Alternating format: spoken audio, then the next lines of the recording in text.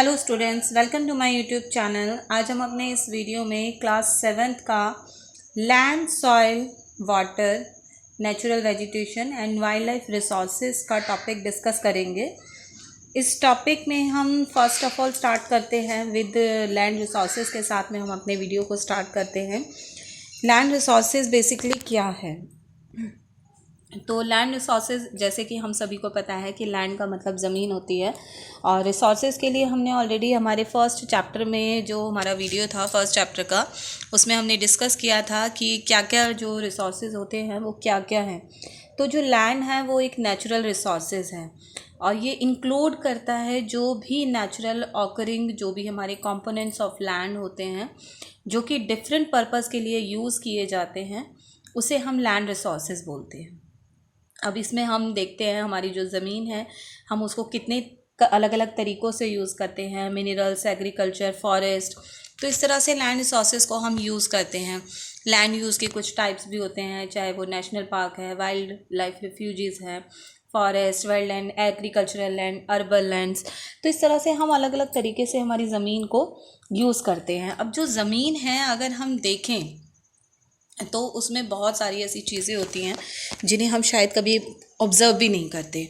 तो अगर देखें तो जो लाइफ है, अगर किसी भी जगह के जो लोगों की लाइफ होती है वो हमेशा हम देखते हैं वहाँ पर उनकी जो लाइफ होती है बेसिकली वहाँ के प्लेस पर डिपेंड करती है। वहाँ की जो अफेक्ट करती है, जो ज़मीन है उसको अफेक्ट करती है, सॉइल की जो क्वालिटी है, पानी की जो अवेलेबिलिटी है, नेचुरल वेजिटेशन, वाइल्ड लाइफ, ये जो सारे फैक्टर्स हैं लोगों की लाइफ को बहुत ही ज़्यादा इफ़ेक्ट करते हैं।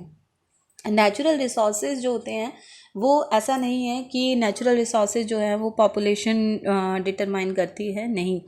किसी भी जगह के जो पॉपुलेशन होती है वो बहुत सारी चीज़ों को इफ़ेक्ट करती है और डिटरमाइन करती है, जैसे कि food habits, occupations and cultural values जो होती हैं लोगों की, उस जगह के लोगों के। तो एग्ज़ाम्पल के लिए मैं आपको बताऊं, उत्तर प्रदेश एंड बिहार जो है, जो कि सबसे ज़्यादा हमारा पॉपुलेटेड स्टेट्स हैं इंडिया के, डेंसली पॉपुलेटेड स्टेट्स हैं हमारे इंडिया के, उत्तर प्रदेश एंड बिहार। और ऐसा इसलिए है क्योंकि rich fertile soil, availability of water, जो रिवर्स का एक नेटवर्क है वो बहुत ही अच्छा है वहाँ का। तो ये कुछ सारे फैक्टर्स हो जाते हैं जो कि एग्रीकल्चरल एक्टिविटीज़ के लिए बहुत ही इम्पॉर्टेंस रखते हैं, बहुत ही बेनिफिशियल होते हैं, और जो लोगों को यहाँ पर सेटल डाउन कराने के कारण हैं। वहीं अगर हम इजिप्ट की बात करें तो, और जो इजिप्ट जो कि एक एरिड डेजर्ट है, जो कि स्टोन्स से अबंडेंस है, जहाँ पर स्टोन सबसे ज़्यादा होते हैं, तो इस तरह से, और बिल्डिंग्स जो कि कंस्ट्रक्ट की जाती हैं, स्टोन्स को ही स्टोन्स और मड से जो बिल्डिंग कंस्ट्रक्ट की जाती हैं वहाँ पर। और मैक्सिको में जो कि वहाँ की क्रॉप सबसे ज़्यादा इम्पॉर्टेंट क्रॉप है वहाँ की, कॉर्न, और स्टेपल फूड भी है वहाँ के लोगों का कॉर्न। और इसी तरह से जो रिसोर्सेज की अवेलेबिलिटी है अलग अलग जगहों की, और इसी वजह से उनका जो लाइफस्टाइल है वो वहीं की ज़मीन से, वहीं उस जगह से जुड़ा हुआ होता है। तो आज का जो हमारा चैप्टर है, आज हम इसी के बारे में पढ़ेंगे कि लैंड रिसोर्सेज क्या क्या हैं। तो लैंड रिसोर्सेज, लैंड एक एक्सट्रीमली हम देखें तो हम देख सकते हैं जो लैंड रिसोर्स है एक बहुत ही एक्सट्रीमली इम्पॉर्टेंट नेचुरल रिसोर्स है हमारे लिए, जो कि इंक्लूड करता है माउंटेन्स, प्लेन, प्लेट्यू, आइलैंड, बहुत सारी चीज़ों को इंक्लूड करता है। और करीब 29% है जो हमारी अर्थ का, वो लैंड को ही कवर करता है। एंड हालांकि जो 90% ऑफ द वर्ल्ड्स पॉपुलेशन जो है उसमें केवल 30% जो लैंड है वो ही है बस। एरिया जो कि uneven distribution of land resource है हमारी अर्थ पर।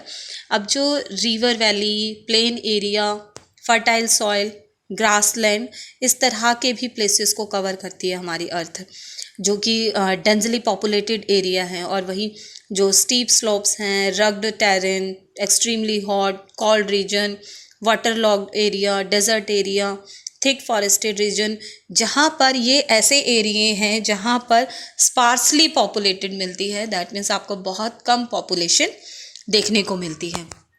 तो ये हमारा जो डिस्प्ले पर आपको दिखाई दे रहा है, ये हमारा एक लैंड का यूटिलाइजेशन पैटर्न हो जाता है कि लैंड को किस किस तरह से हम यूज़ करते हैं। दैट मीन्स कंस्ट्रक्शन के लिए भी यूज़ करते हैं, कल्टीवेशन के लिए भी यूज़ करते हैं, फॉरेस्ट एरिया है, फेलो लैंड है। तो लैंड यूज़ में हमारी बहुत सारी चीज़ें आती हैं। लैंड जो है वो इंसानों के द्वारा बहुत सारे पर्पज़ में यूज़ होती है हमारी। और लैंड क्योंकि एक रिसोर्स है जो कि कल्टीवेशन के लिए यूज़ होता है, क्रॉप्स की कल्टीवेशन के लिए, एनिमल्स को चराने के लिए, ग्रेजिंग के लिए, बिल्डिंग्स को बनाने के लिए, हाउसेस बनाने के लिए, रोड्स हैं, माइनिंग है, मैन्युफैक्चरिंग, बहुत सारे ऐसे काम हैं जो हम लैंड से करते हैं, लैंड पर ही करते हैं, ज़मीन पर ही करते हैं। तो लैंड को जो यूज़ करना है वो डिफरेंट पर्पज़ के लिए, यही एक इसकी परिभाषा है लैंड यूज़ की। और जो लोग हैं वो कन्वीनियंटली रहते हैं और उसको बहुत ही और सिस्टमैटिक यूज़ करते हैं, डेवलप वे में यूज़ करते हैं। और जहाँ भी जो सूटेबल लैंड मिलता है वहाँ पर उसको डेवलप्ड वे में तरीके से यूज़ करते हैं। और जो इस तरह के जो एरिया होते हैं जहाँ पर एक्सटेंसिवली यूज़ होता है इस रिसोर्स का, अगर वेरिएशन देखें तो हमारे वर्ल्ड में अलग हर कंट्री की जो लैंड यूजिंग का जो पर्पज़ है, जो लैंड यूजिंग का वेरिएशन है, वो आपको अलग अलग मिलेगा। तो अगर हम देखें तो इसके लिए हम एक बहुत सारी ऐसी चीज़ें देख सकते हैं, डिस्ट्रीब्यूशन जो है हमारा। लेकिन अगर हम देखें तो बहुत सारी ऐसी चीज़ हैं कि वर्ल्ड में हम पाते हैं सिर्फ जो 11% है लैंड का वो एग्रीकल्चरल एक्टिविटीज़ के लिए यूज़ होता है, और 26% हमारा जो है वो पास्चर्स के लिए यूज़ होता है, और 30% जो है हमारी लैंड का वो फॉरेस्ट है, और जो 32% ऑफ जो लैंड है हमारा वो हमारा ड्वेलिंग, मैन्युफैक्चरिंग और अदर पर्पज़ के लिए यूज़ होता है। तो ये एक हमारा लैंड यूजेस के एक डिस्ट्रीब्यूशन हो जाता है हमारा। आगे नेक्स्ट आता है हमारा फैक्टर्स हैं कुछ जो लैंड यूजिंग को अफेक्ट करते हैं। नंबर 1 पर आता है इसमें हमारा टोपोग्राफी। टोपोग्राफी जो कि है किसी भी एरिया की बहुत ज़्यादा इफ़ेक्ट करता है टोपोग्राफी। दैट मीन्स जो उसका पैटर्न है, एक फिज़िकल फीचर होता है। और फर्टाइल प्लेन जो होता है वो गुड नेटवर्क होता है वहाँ पर रिवर्स का, जो कि ह्यूमन सेटलमेंट के लिए बहुत ही सूटेबल होता है। और दूसरी तरफ अगर हम देखें तो जो लॉफ्टी माउंटेन्स होते हैं वो हम लोगों के लिए सूटेबल नहीं होते, एंस के लिए, ह्यूमन के लिए, क्योंकि वहाँ पर रोड्स को कंस्ट्रक्ट करना, रेलवेज़ को कंस्ट्रक्ट करना बहुत ही मुश्किल होता है। और वहीं दूसरा जो फैक्टर आ जाता है वो सॉइल का आ जाता है। सॉइल एक ऐसा कैरेक्टरिस्टिक आता है जो कि क्रॉप की ग्रोथ को डिटरमाइन करता है, और एल्यूवियल सॉइल जो है सबसे बेस्ट सॉइल मानी जाती है। रॉयल सॉइल, वो एल्यूवियल सॉइल फर्टाइल होती है, सपोर्ट करती है फूड क्रॉप्स को, अलग अलग जो वेरियस फूड क्रॉप्स होती हैं उनकी ग्रोथ को सपोर्ट करता है। तो जो सॉइल है और जो माउंटेन्स पर जो सॉइल मिलती है उसमें मिनरल्स बहुत कम होते हैं, और वो सिर्फ और सिर्फ बड़े ट्रीज़ को उगाने के लिए ही काम आती है। दूसरी तरफ जो क्लाइमेट होता है वो तो बहुत ज़्यादा इफ़ेक्ट करता है किसी भी एक जगह का, क्योंकि जो लैंड यूज़ का जो पैटर्न होता है वहाँ पर क्लाइमेट बहुत इफ़ेक्ट करता है। कोई भी जो जगह है जहाँ का अगर एक्सट्रीम क्लाइमेट होता है, जैसे कि पोलर रीजन्स जहाँ पे बहुत ज़्यादा ठंड होती है, जो कि पास्चर्स के लिए सूटेबल नहीं होती है, क्रॉप लैंड्स के लिए सूटेबल नहीं होती है। और अगर हम दूसरी तरफ देखें तो जो ट्रॉपिकल एरियाज़ होते हैं, क्लाइमेट जो हॉट है, ह्यूमिड है जहाँ पूरा साल, वहाँ पर, और ट्रॉपिकल रेन फॉरेस्ट हैं जहाँ पे इस तरह के एरियाज़ में मिल जाते हैं, ट्रॉपिकल एरियाज़ में।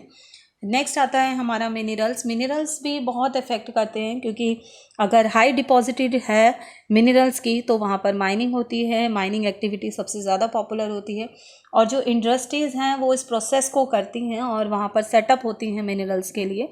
एग्जांपल के लिए जैसे हमारे इंडिया में प्लेटू रीजन जो है वो माइनिंग को ही प्लेस करता है, बहुत ज़्यादा माइनिंग होती है हमारी वहाँ पर।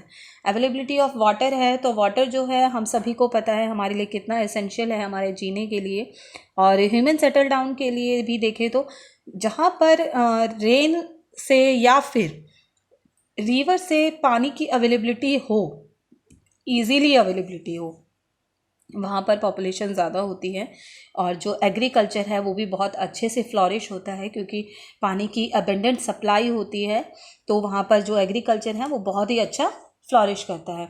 पॉपुलेशन और टेक्नोलॉजी की बात करें तो अडॉप्शन देखें तो न्यू टेक्नोलॉजी का जो अडॉप्शन है उसने बहुत सारी चीज़ों को चेंज कर दिया है और हमारे लैंड यूज़ पैटर्न को भी बहुत इम्पैक्ट करता है। मॉडर्न इरिगेशन सिस्टम जो है हमारा, उसको नॉन एरेबल लैंड को भी वो एक क्रॉप ग्रोथ लैंड में चेंज करता है, उसको फिट करता है वो किसी भी तरीके से। तो ह्यूमन जो है वो बहुत डेवलप हो चुका है और उसने न्यू मेथड्स को भी रिड्यूस करना शुरू कर दिया है, न्यू मेथड्स को यूज़ करना शुरू कर दिया है, सॉइल इरोजन को रिड्यूस करना शुरू कर दिया और जो यील्ड थे उनको भी इम्प्रूव करना शुरू किया है। आगे आता है हमारा classification of land resources. Classification of land resources में आपका आता है दो तरीके से हम ऑनरशिप के बेसिस पर दो तरीके से लैंड को यूज़ करते हैं, एक प्राइवेट लैंड एंड एक कम्युनिटी लैंड। प्राइवेट जो होती है एक यूज्ड होती है एक इंडिविजुअली, जो कि हम पर्पस अपने पर्सनल पर्पस के लिए यूज़ करते हैं। वहीं जो आपका कम्युनिटी लैंड होती है उसमें वो कम्युनिटी और कलेक्टिव पर्पस के लिए यूज़ होती है, जैसे स्टोरेज है फ्रूट्स की, वेजिटेबल्स, फूड ग्रेन्स। और जो कम्युनिटी लैंड होती है वो कॉमन प्रॉपर्टी लैंड रिसोर्सेज के नाम से भी जानी जाती है। नेक्स्ट हम देख लेते हैं इसके बाद में कुछ डिफॉरेस्टेशन के भी रिजल्ट्स आ जाते हैं हमारे इसमें। लैंड डिग्रेडेशन होता है जब कई बार पानी की कमी हो जाती है, तो ये लैंड डिग्रेडेशन भी होता है जहाँ पर सूखा पड़ जाता है, बारिश नहीं आती है। अब कंजर्वेशन की बात कर लेते हैं। कंजर्वेशन और लैंड रिसोर्सेज क्या होता है। कंजर्वेशन का मतलब आता है जब हम अपनी नीड्स को, अब जैसे जैसे हमें पता है कि जो हमारी ग्रोइंग पॉपुलेशन है अब उसकी जो नीड्स हैं वो भी बहुत वेरियस हैं। अब उसको फुलफ़िल करने के लिए जो हमारी लैंड का जो पैटर्न है, लैंड को यूज़ करने का जो पैटर्न है वो भी बहुत रैपिडली चेंज हो रहा है। अब जो माउंटेन्स हैं वो भी धीरे धीरे काटे जा रहे हैं कि ताकि वहाँ पर जो रेलवेज़ का नेटवर्क है, रोड्स का नेटवर्क है, उनको बिछाया जा सके, उनको किया जा सके वहाँ पर। और जो डेंस फॉरेस्ट हैं वहाँ पर भी ह्यूमन सेटलमेंट की जगह ले रहे हैं वो। अब ये सब चीज़ें सिर्फ और सिर्फ डेवलपमेंट जो है हमारा टेक्नोलॉजी में उसकी वजह से हो रहा है और जो बैरन लैंड है वो एग्रीकल्चरल लैंड में चेंज हो रही है। तो जो ये रैपिडली जो चेंज है हमारा, जो हमारी एक्टिविटीज़ में जो इंक्रीमेंट है ये भी, और जो चाहे वो हमारा रिलेटेड टू एग्रीकल्चर है या इंडस्ट्रीज़ है या फिर मैन्युफैक्चरिंग है आपका, या फिर प्रेशर ऑन लैंड रिसोर्सेज हैं, चाहे वो किसी भी चीज़ में है, तो बहुत ज़्यादा रैपिडली हमारी जो एक्टिविटीज़ हैं वो बहुत ज़्यादा बढ़ चुकी हैं। और रिज़ल्ट में क्या आता है, इस चीज़ के लिए हमारे जो रिज़ल्ट आते हैं वो आते हैं लैंड डिग्रेडेशन, आपका deforestation, soil erosion, land pollution, ये इस तरह से बहुत ज़्यादा बढ़ रहे हैं। और इसीलिए हमें क्या करने की ज़रूरत है कि हमें जो लैंड है उसको सिस्टमैटिक वे में यूज़ करने की ज़रूरत है और मैक्सिमम यूटिलाइजेशन करने की ज़रूरत है, कि ताकि उसकी जो हमें ये इंश्योर करना है कि उसकी जो कॉस्ट है वो कम से कम आए और लेबर भी कम से कम यूज़ हो। तो अगर देखें तो इसके लिए एक चाइना बहुत ही अच्छा सा एग्जाम्पल आ जाता है लैंड यूजिंग एफिशिएंसी के लिए, जो कि हमें पता है कि चाइना हाईएस्ट पॉपुलेटेड कंट्री है इन द वर्ल्ड। और ये एक यहाँ पर एक और भी बात है कि 1/3 जो यहाँ की टोटल एरिया है वो कल्टीवेबल है, दैट मीन्स वहाँ पे कल्टीवेशन होता है। सो जो चाइना है उसको फीडिंग के लिए, जो उसकी पॉपुलेशन फीडिंग है उसको भी बहुत प्रॉब्लम को भी बहुत फेस करना पड़ता है, क्योंकि सिर्फ 1/3 एरिया ही उसका कल्टीवेबल है। लेकिन वो इंट्रोड्यूस करता है वेरियस मेजर्स को कि प्रोटेक्ट करता है उसकी जो फार्म लैंड है वो उसको भी प्रोटेक्ट करता है और उसको एबल करता है वो इस तरीके से कि जो एडिकेट अमाउंट ऑफ फूड है वो उसको भी प्रोड्यूस करने का कोशिश करता है और करता था भी। तो इस तरह से कुछ एक वेल प्लान होता है यूजिंग का, जिसको हम लैंड कंजर्वेशन कहते हैं।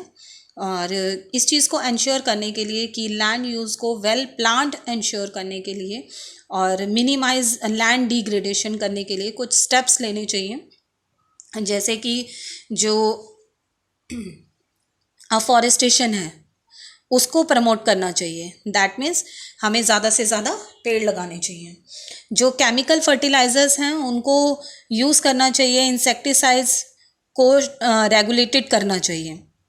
माइनिंग एक्टिविटीज़ हैं जो हमारी, उनको भी कंट्रोल में करना चाहिए। ओवर ग्रेजिंग है जो कैटल्स के थ्रू जो होती है उसको भी चेक करना चाहिए टाइम टाइम पर।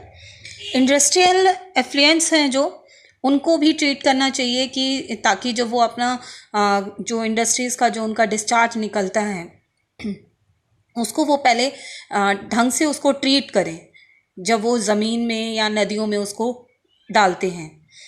लोकेटिंग है, अगर हम देखें तो लैंडस्लाइड प्रॉन एरिया जो होते हैं वहाँ पर भी हैज़र्ड मैपिंग बहुत ज़्यादा होता है और एक्सपेंडिंग होता है वेजिटेशन जो है क्रॉस लैंड टू, तो ये सारी चीज़ें वहाँ पर वेजिटेशन यूज़ करनी चाहिए, वेजिटेशन को एक्सपेंड करना चाहिए ताकि जो लैंडस्लाइड है उसको कंट्रोल किया जा सके।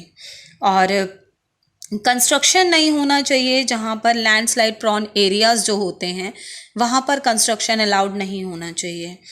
स्ट्रॉन्ग कॉन्टूर बैरियर्स बनने चाहिए जहाँ पर लैंड स्लिपिंग होती है ताकि वो जो स्लिपिंग है लैंड की, जो उसका ज़मीन का जो खिसकना है वो उसको रोक सके। अगर स्ट्रॉन्ग कॉन्टूर बैरियर्स होंगे तो वो उसको ज़मीन के खिसकने को रोकने में मदद करेंगे। जो इसका लास्ट हमारा पॉइंट आ जाता है, देखें तो हम तो जो लैंड है उसको रिक्लेम्ड करना चाहिए, और इसका मतलब ये हो जाता है कि जो ज़मीन है उसको यूज़फुल बनाना है, उसको रीस्टोरिंग भी करना है। जैसे जो ओशन, लेक्स, रिवर बैंक्स हैं उनको भी यूज़फुल बनाने की कोशिश करनी चाहिए। तो कंजर्वेशन ऑफ लैंड के लिए हम यहाँ पर एक और लैंडस्लाइड के लिए एक एग्जांपल देख लेते हैं। केदारनाथ लैंडस्लाइड हम सभी ने सुना है, जो कि 2013 में जून में हुआ था, और इसका जो रिज़ल्ट था वो बहुत ही खतरनाक, बहुत ही भयानक आया था।